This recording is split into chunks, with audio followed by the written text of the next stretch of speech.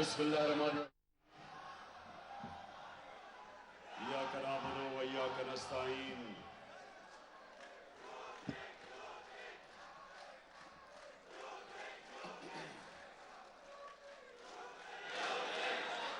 माशाअल्लाह, इस्लामाबाद की तंजीम और ओहदेदार, मैं आज आप सबको मुबारक देता हूं, खराज तहसीन पेश करता हूं कि इतनी मुनज़्ज़म तरीके से आप इतनी देर बैठे रहे जबकि साउंड सिस्टम अभी ठीक नहीं था। अच्छा, इस्लामाबाद थोड़ी खामोशी से जो मैं आज इतनी ज़बरदस्त अपनी तंजीम के सामने जो मैं आज पैगाम देना चाहता हूं, पीछे उधर चुप। देखें, आज़ादी दुनिया की तारीख में कभी कोई प्लेट में रख के नहीं देता। आज़ादी के लिए कुर्बानियां देनी पड़ती है, जदोजहद करनी पड़ती है, जहाद करनी पड़ती है। जो लोग इस मुल्क के ऊपर कब्जा करके बैठे हुए हैं, वो इस निजाम से भरपूर फायदा उठा रहे हैं। जो लोग अरबों खरबोपति बन चुके हैं, इस निजाम के ऊपर कब्जा करके वो कभी आराम से हमें आजादी नहीं देंगे। ये जो आपकी हकीकी आजादी की तहरीक है, ये दरअसल तहरीक पाकिस्तान के बाद जब हमारे बड़ों ने जदोजहद करके पाकिस्तान बनाया, ये उसके बाद सबसे बड़ी तहरीक है कि इस मुल्क को हकीकी तौर पे आजाद किया जाए। हकीकी आजादी क्या है? हकीकी आजादी सबसे पहले आपको समझनी है, क्योंकि देखें, आपने लोगों के अंदर जाना है। लोग आपसे पूछेंगे कि हकीकी आजादी क्या है। हकीकी आजादी सबसे पहले अपने ज़हन में, अपने दिल में और दिमाग में वो कैसे आती है? जब आप ला इलाहा इल्लल्लाह का दावा करते हैं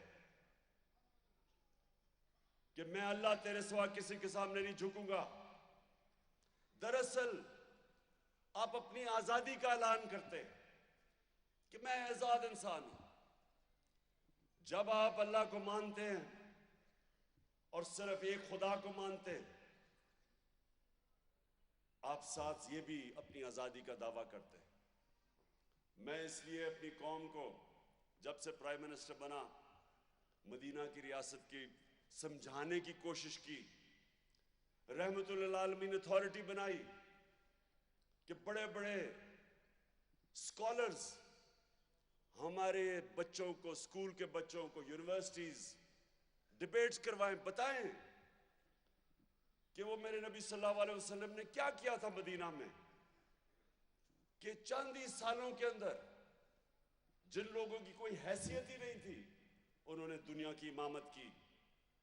ये इंसानी तारीख का हिस्सा है कि 10 साल में इंसान तब्दील हुए, 622 से 632।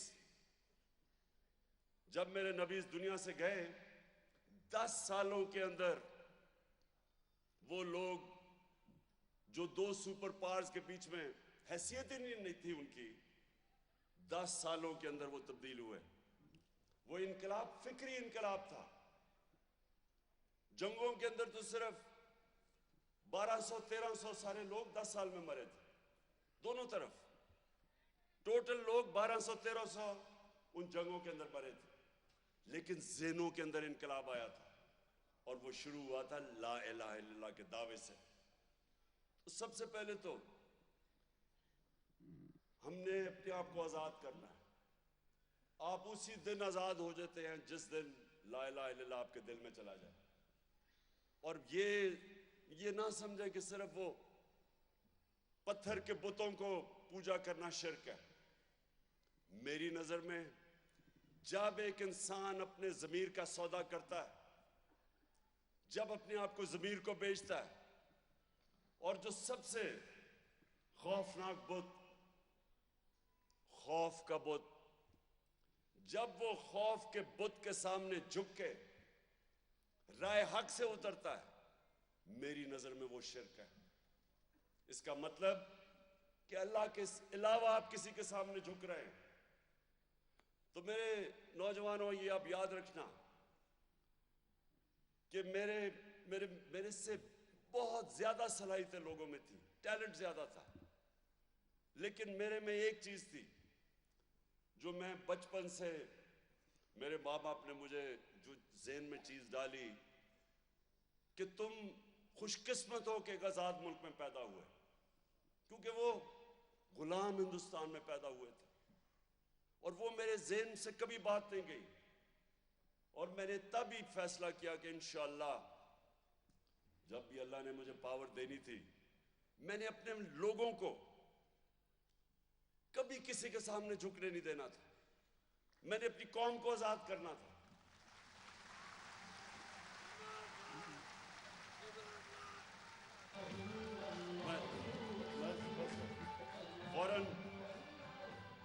फॉरेन पॉलिसी, सबसे पहले फॉरेन पॉलिसी की आजादी। एक मिनट, अभी अभी आएगी इंशाल्लाह। मैं अभी तुम्हारी जज्बे को टेस्ट करने वाला हूं, फिक्र ना करो। मैं आप सबके दावे को टेस्ट करने वाला हूं ला इलाहा इल्लल्लाह पे। क्योंकि सुने कुरान की आयत है, और ये दूसरी मेरी बात सुन लो कि एक तो मैं एक आजाद इंसान हूं, मैं नहीं कभी किसी के सामने झुका, और दूसरी चीज कि कुरान की आयत है कि जब एक इंसान ईमान ले आता है, अल्लाह उसके खौफ दूर कर देता है, खौफ के बुत को तोड़ देता है। और वो कभी किसी इंसान ने, मेरी जिंदगी में 70 साल का होने वाला हूं, आज तक मैं किसी बड़े इंसान को या उस इंसान को जिसने कोई बड़ा काम किया, मैं कभी उस इंसान को नहीं मिला जिसने अपने खौफ के ऊपर काबू ना पाया हो। कभी बुज़दिल आदमी लीडर नहीं बन सकता।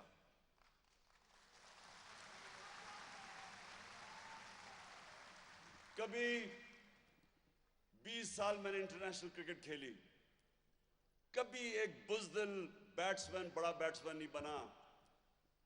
कभी एक बुज़दिल बॉलर, यानी जो मार खाने से डरता था, हारने से डरता था, वो कभी ऊपर नहीं गया।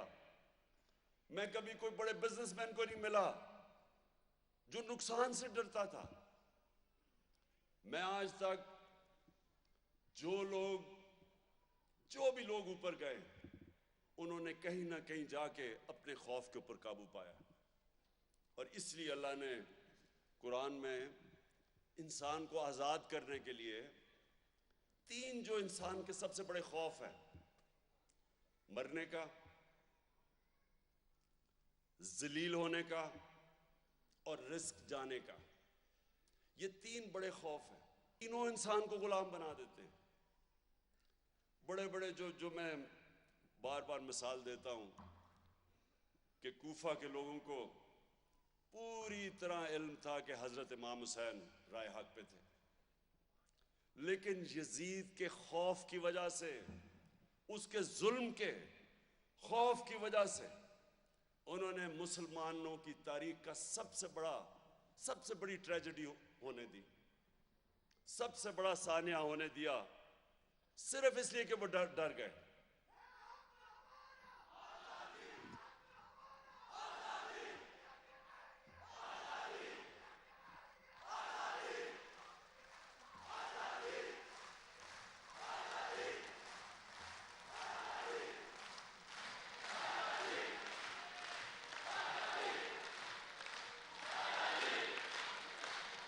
जी। सो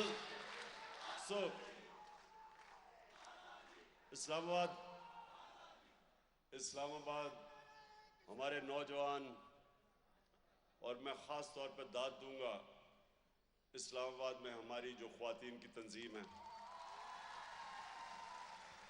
मुझे ख़ास तौर पे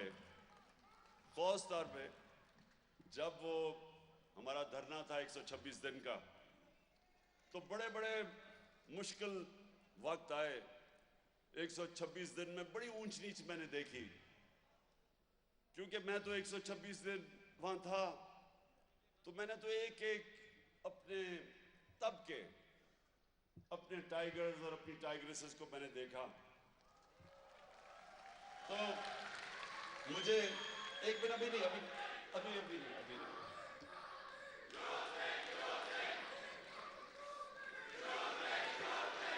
यूथ विंग तो 8 साल पहले थे नहीं, वो तो बच्चे थे तब।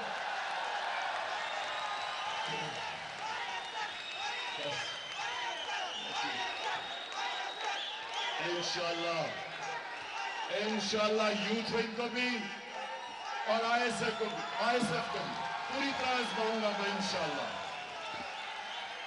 अच्छा, अब सुने। जो दूसरी, एक तो ज़हनी आज़ादी,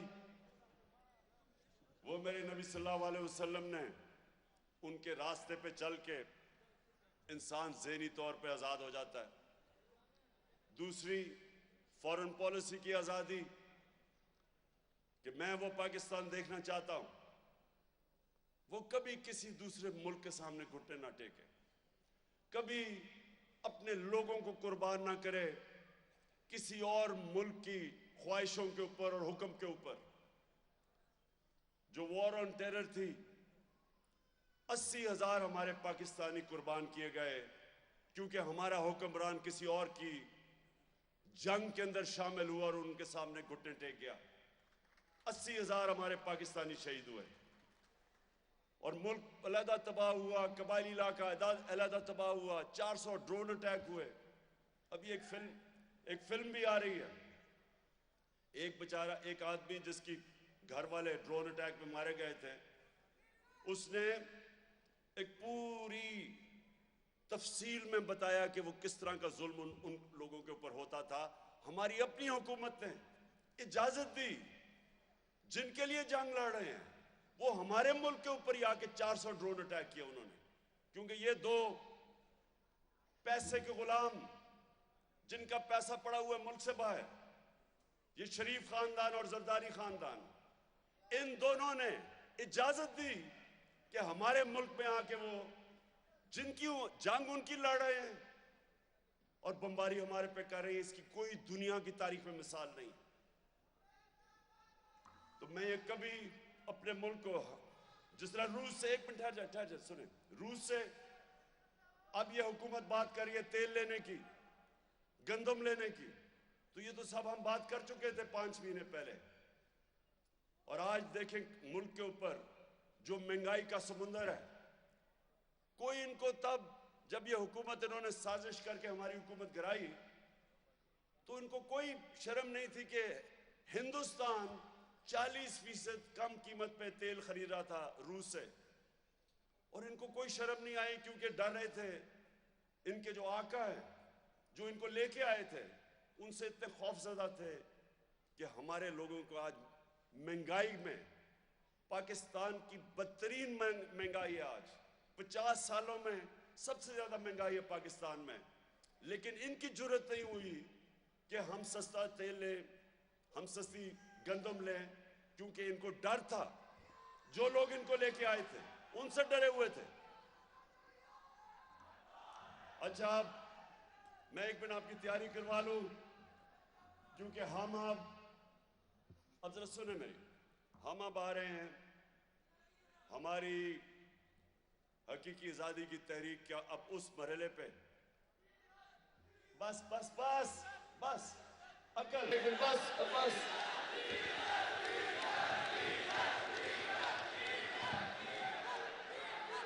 वो डीजल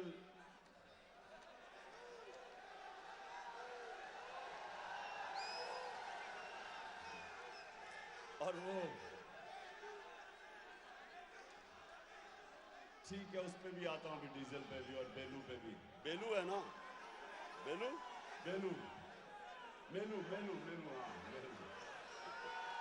अच्छा एक मिनट सुन तो लो, क्योंकि अभी आपका इम्तिहान का वक्त है। राना सनाउल्लाह ने कोई धमकी दी है। राना सनाउल्लाह, मेरा वादा है कि तुम छुप नहीं सकोगे इस्लामाबाद में। 25 मई को तो हमारी तैयारी नहीं थी।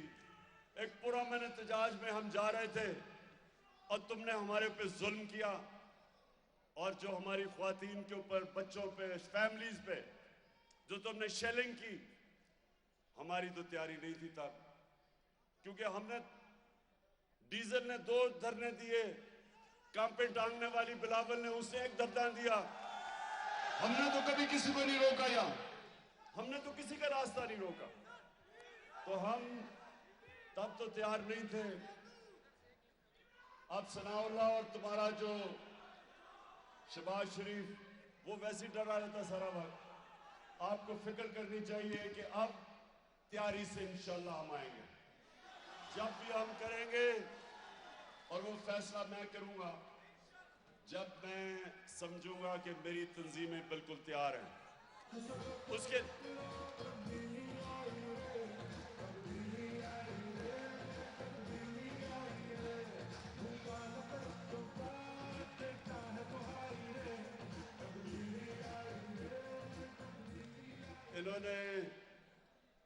इन्होंने एक मिनट में बात तो पूरी कर लूं, अभी बाद में नारे मरवाऊंगा आपसे मैं।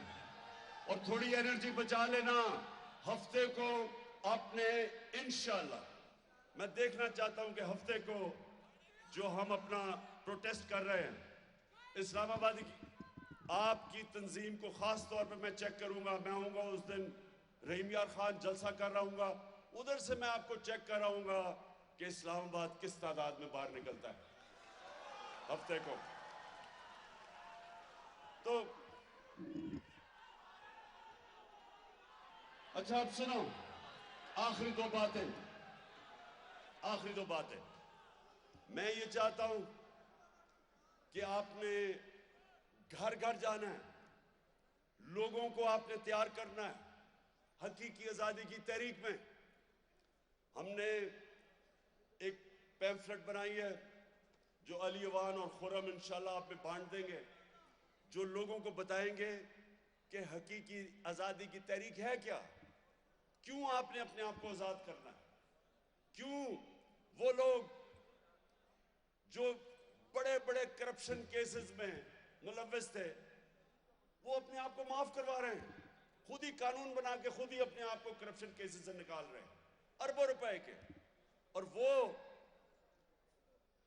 इस इंपोर्टेड हुकूमत में आके पैसा बना रहे हैं करप्शन केसेस माफ करके, और लोगों को महंगाई के समुंदर में डूबते जा रहे हैं लोग। 45% महंगाई, जिसको सेंसिटिव SPI कहते हैं, ये 50 साल के बाद इतनी महंगाई है, और महंगाई बढ़ती जा रही है। रुपया गिरता, जिस तरह रुपया गिरता जाएगा महंगाई बढ़ती जाएगी। बिजली के बिल लोगों के ऊपर, जिस तरह बिजली का बम गिरा लोगों पे, तो IMF तो कह रहा है अभी मजीद और बिजली महंगी होगी। इसलिए आपने सारे लोगों को तैयार करना है।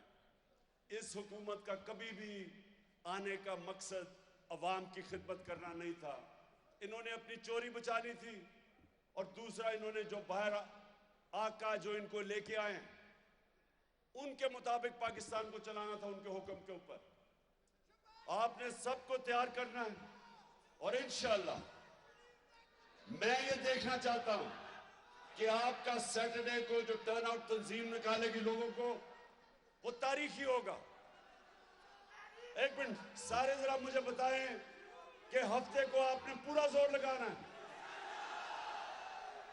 इंशाल्लाह। और उसके बाद फैसला करूंगा कि किस दिन मैंने कॉल देनी है। वो कॉल सिर्फ मुझे पता कब देनी है, और सिर्फ मैं फैसला तब करूंगा जब मैं समझूंगा कि मेरे टाइगर और टाइगरेसेस तैयार हैं आजादी के लिए। पाकिस्तान का